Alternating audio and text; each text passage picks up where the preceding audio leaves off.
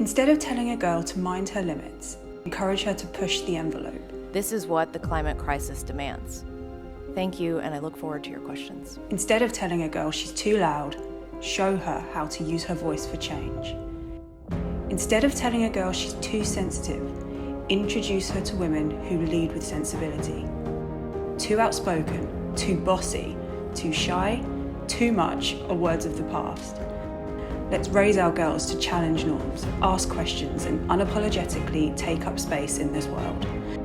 And let's challenge ourselves to call out gender bias and inequality when we see it.